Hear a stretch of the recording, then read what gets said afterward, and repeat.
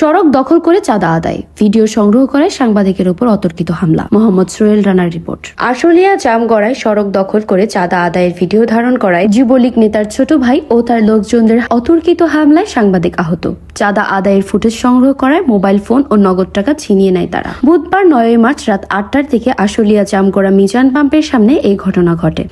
স্থানীয়রা জানায়, পাম্পের মালিক জহিরুল ইসলাম ভূঁইয়া জামগড়া এলাকার সড়কের বেশ কিছু স্থান দখল করে দোকান তৈরি করেন। তার নির্দেশে ভাড়া তুলে স্থানীয় ইয়ারপুর যুবলীগ সাংগঠনিক সম্পাদক উজ্জ্বল ভূঁইয়ার ছোট ভাই খোকা ভূঁইয়া। শুধু তাই নয়, জামগড়া থেকে 6 তলা পর্যন্ত সড়ক দখল করে দোকান থেকে চাঁদা আদায় করেন তারা। আজকেও চাঁদা তুলতে গেলে সাংবাদিকরা তথ্য সংগ্রহ করতে চায়। এই সময় সাংবাদিকের উপর হামলা চালায়। হামলার প্রত্যক্ষদর্শী জানায়, সড়কে যানজট থাকায় পুলিশ নিরসনের কাজ করছেন। এ সময় পাশেই চাঁদা তুলছেন খোকা ভূঁইয়ার লোকজন। সে সময় চাঁদা আদায়ের ভিডিও সংগ্রহ করেছিলেন একজন সাংবাদিক। এই সময় পাম্পের মালিক জহিরুল ইসলাম ভূঁইয়ার নির্দেশে খোকা ভূঁইয়া সহ 40 থেকে 50 জন সন্ত্রাসী রামদা, চাপাতি ও দেশীয় অস্ত্র সহ সাংবাদিকের উপর হামলা চালায়। ধারালো অস্ত্র দিয়ে শরীরে বিভিন্ন স্থানে কুপিয়ে আহত করে। সাংবাদিক সাথে থাকা মোবাইল ফোন, নগদ টাকা নিয়ে পালিয়ে যায়। পরে তাকে উদ্ধার করে প্রথমে স্থানীয় একটি ক্লিনিকে, পরে ধামরাই উপজেলা স্বাস্থ্য কমপ্লেক্সে পাঠানো হয়। আহত সাংবাদিক দৈনিক সংবাদ বাংলাদেশ পত্রিকার স্টাফ রিপোর্টার হিসেবে সাভারে কাজ করেন। ঘটনাস্থলের পাশে থাকা অনলাইন নিউজ পোর্টাল সাংবাদিক সুজন মিয়া বলেন, বিএনপি ও যুবলীগের নাম দিয়ে প্রায় 500 দোকান থেকে জোর করে দৈনিক ও মাসিক চাঁদা আদায় করা হয়। এমনই তথ্যের সত্যতা যাচাই করতে যায়। এ সময় আশুলিয়া থানা পুলিশের একটি দল যানজট নিরসনের কাজ করছিলেন। পরে তারা সরে গেলেই পুলিশের অনুপস্থিতিতে তাদের লোকজন চাঁদা তুলতে আসে। এ সময় ভিডিও সংগ্রহ করছিলেন সাংবাদিক সেলিম হোসেন। কোনো কিছু বুঝে ওঠার আগেই ধারালো অস্ত্র,